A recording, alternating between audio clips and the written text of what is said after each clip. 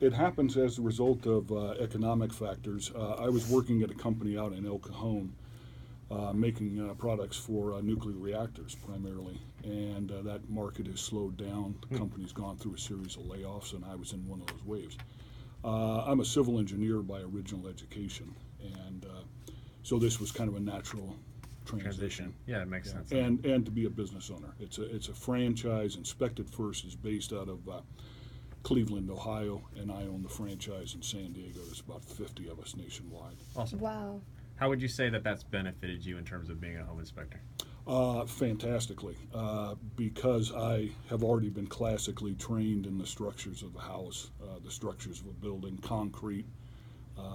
It's been a really smooth transition. And before we get started into the home inspection, most like realtors, people involved in the process, your job isn't easy because normally you're just bringing news that can possibly break up their escrow. So I know that sometimes they look at you a little crazy when you're handing them a report and saying, look at all these things. Yeah. But they're important things. So let's go through the top 5 to look out for in a home inspection.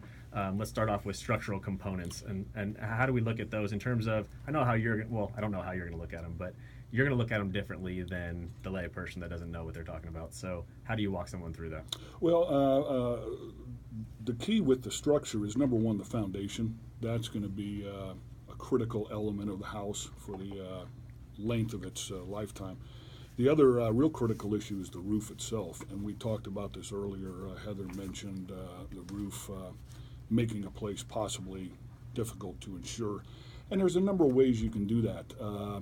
A roof is difficult to climb sometimes. Let's say it's a two and a half. You don't even have story to house. climb. You're like 8 feet tall. You just stand. Right? Well, you yeah, stand on your tippy I know. toes, Glenn. I know. And Mr. belie- 6'6" over here. Yeah, seriously. and believe it, being 6'6", I am afraid of heights. I've never figured that out. But I don't buy it.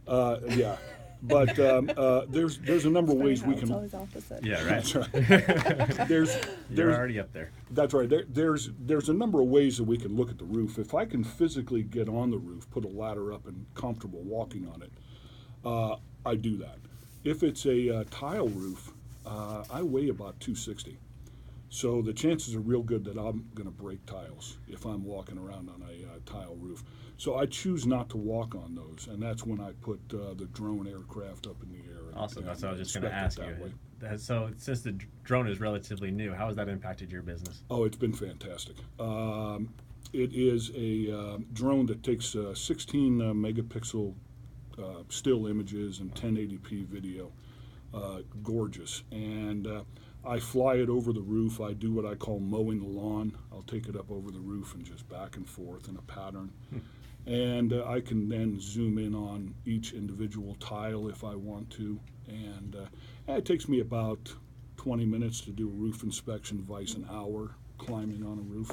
And it's saved me a number of times. Some real high roofs that had a lot of cracked tiles on them that I wouldn't have seen Amazing. otherwise. One of the structural components you mentioned was foundation.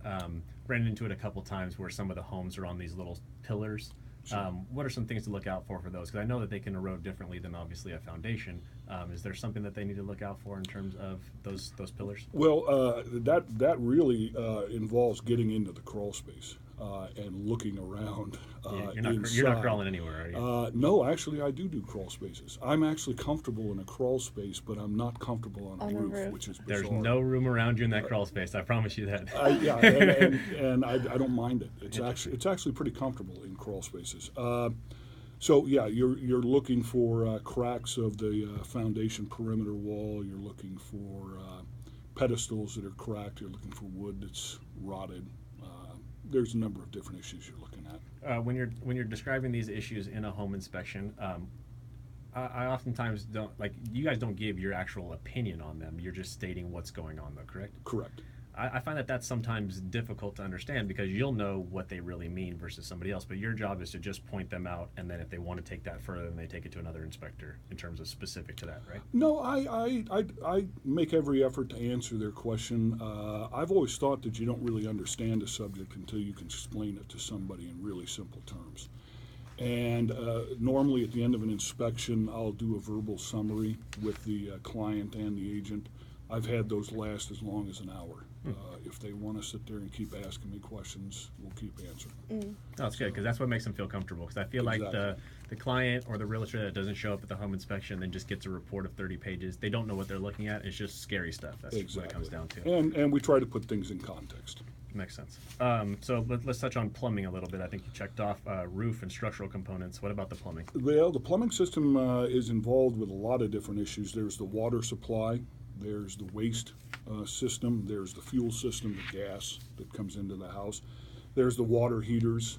There's a bunch of different elements that come into play with plumbing. And here's another area where I use some technology to help me out. And the technology that I employ is infrared thermography. Most people know it as FLIR, which is forward-looking infrared. We have a camera that we bring with us, and we can inspect plumbing systems and see if we can find leaks that the naked eye doesn't see based on temperature differentials of surface materials. And so we are inspecting all of those systems from the curb all the way through the attic. We look at the gas supply, we look at the water heater, how old is it, how's it doing, Makes those sense. sort of issues. And, go ahead. How often do you have to replace a water heater? Most of the time they'll probably last 15, 20 years. I've seen them as old as 30 years and still functioning just fine. There's a number of different elements on a water heater that a lot of people don't know about. One of them is called the fuel line drip leg. It's a line that takes impurities out of the gas before it goes in and torches your water heater.